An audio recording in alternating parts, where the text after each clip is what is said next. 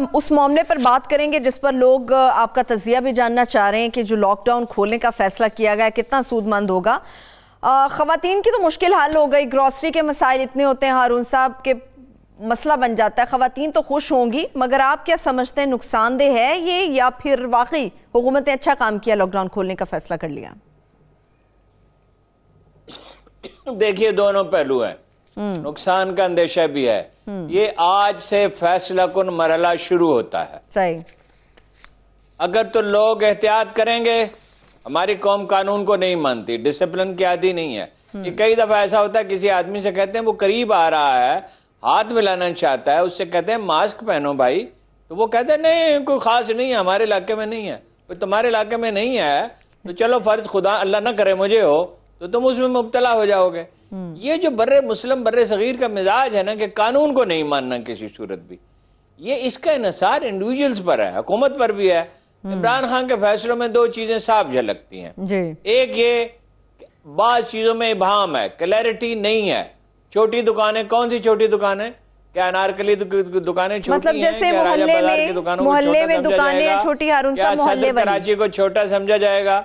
हाँ, मोहल्ले में जो दुकानें छोटी होती हैं, मार्केटें, जगह नुक्कड़ पे किसी पे नहीं, वो कंस्ट्रक्शन इंडस्ट्री से रिलेटेड तो सारी दुकानें खोलने की इजाजत दे दी और बड़े माल्स नहीं खुलेंगे। हालांकि बड़े माल्स में तो वो ये बंदोबस्त करने के काबिल हैं, उनके पास तो मुलाजिम होते हैं कि कोई आदमी जो है वो दो आदमियों के दरमियान 6 फुट का फासला हो। और छोटे दुकानदार के पास महल्ले वाले अगर अनपढ़ लोग जमा हो जाएंगे, आज देखे ताजर अमली तौर पर इसे तोड़ चुके हैं, अगर छोटे पैमाने पर तोड़ चुके हैं। थोड़ा सा शटर उठा के वहां बैठे रहते हैं जहां कहीं मुमकिन है, और फटाफट सामान उसे दे के भाग जाते हैं। एक तो ये भाम है, ये गालबन उन्होंने सूबाई हुकूमतों पे छोड़ दिया है, इसके पैरामीटर्स तय करेंगे। ये काफी पेचीदा है, लेकिन बहरहाल करना होगा। पेचीदा काम ही करने के होते हैं। असल में तो यही है कि मुश्किल वक्त में ही इंसानी सलाहियत बरूकार आती है।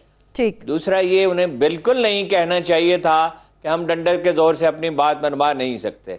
कभी अपनी कमजोरी का इजहार नहीं करना चाहिए। क्यों नहीं मनवा सकते डंडे के जोर से?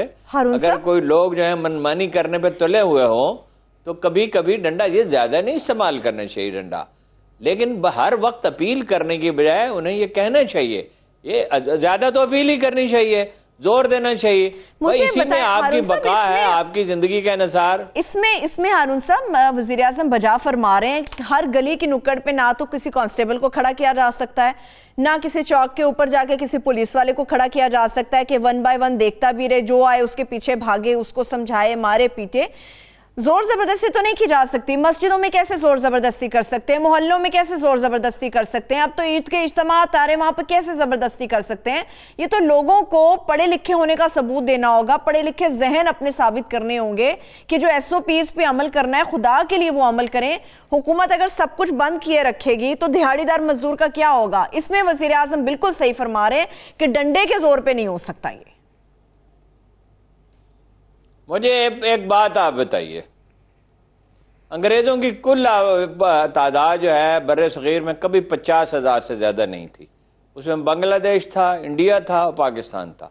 उसमें उनके सिविल सर्वेंट कैसे ठीक निजाम चला रहे थे, और अब क्यों नहीं चल सकता? उनका रौब ज्यादा क्यों था?